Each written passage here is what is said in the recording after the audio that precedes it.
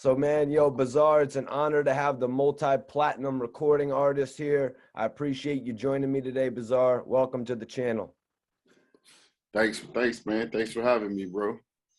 Nah, Thanks man, for having me.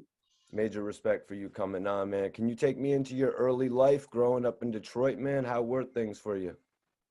Oh shit. Things was cool, man. You know what I'm saying? Rough city, man. Rough environment. You know, had to learn quick. You know what I'm saying? Shit, man. You know, really hip hop saved my life, man. From all the wild shit that I could have been doing. You know what I'm saying? But yeah, Detroit got a lot of history to it, man. You know what I'm saying? A lot of soul. You know, you could go either one or two ways. You can go this way or that way. You know what I'm saying? But I'm just glad I went that way. You know what I'm saying? Because it's a lot of options. You know what I'm saying? But you know, we got a lot of history. You know, we got the Motown shit, to you know the hip hop side. We got the J Dillas and you know what I'm saying, and shit like that. And then we also got the T Grizzly and the gangster shit too. So. That's true. I believe it was a song, and you said in the fifth grade you decided that you wanted to do music. Can you tell me Yeah. about what made you actually think you could do it at that point in your life? Oh man, I started off in the Glee Club. I was a part of the Glee Club. I used to sing and shit, and uh, the Glee Club teacher wanted he had a part in this song.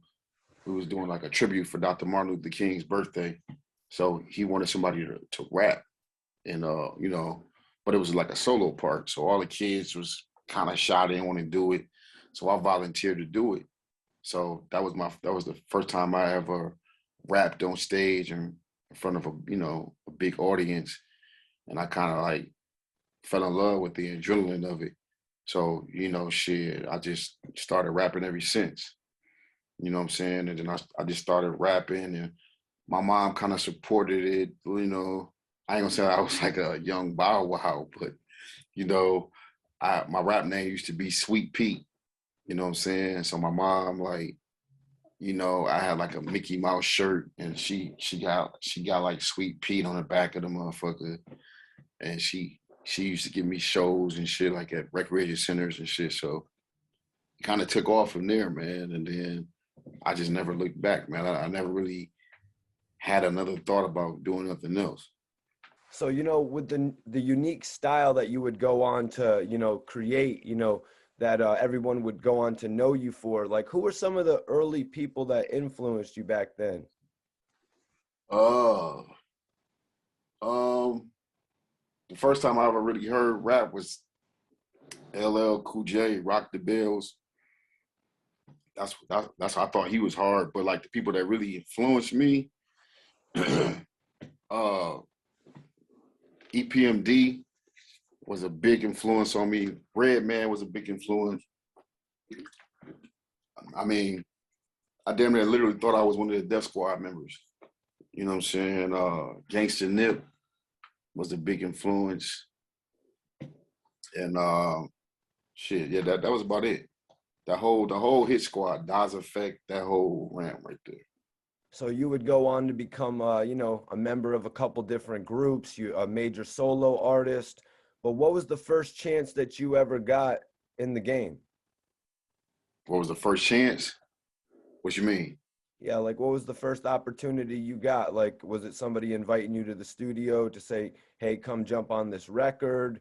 Was it somebody letting you come perform to showcase, like who you were? Like, what would you say was like the first boost you got in the game? Oh man, man, I had a journey, bro. I put a lot of dudes in, bro. So um, it's hard to say. It was like I think the first time I ever like I ain't gonna say a break, but I met Young Z from the Outsiders. I met him in at this rap convention in DC, and then I met him again. He was on tour with the Fugees. He told me that if I ever was in Newark, New Jersey, to look him up.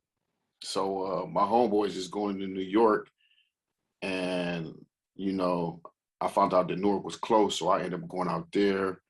You know, sleeping on floors, paying dues. I actually brought Eminem out there to Newark too.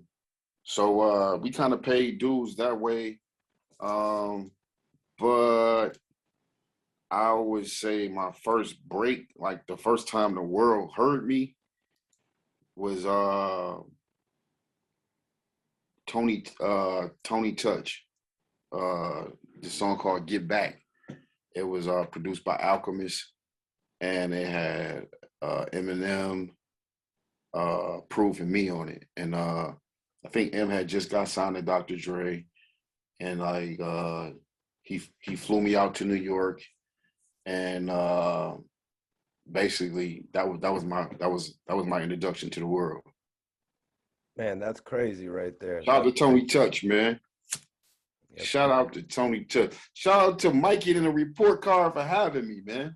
Hell yeah, man. Well, I'll get you to do a drop for me at the end of this joint, Bizarre, man. I appreciate the history right here. Oh, this blunt got PCP in it too.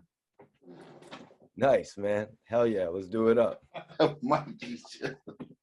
So, Bizarre, can you tell me about how you joined D12 and what was the group like prior to the release of Devil's Nights? How I joined D12.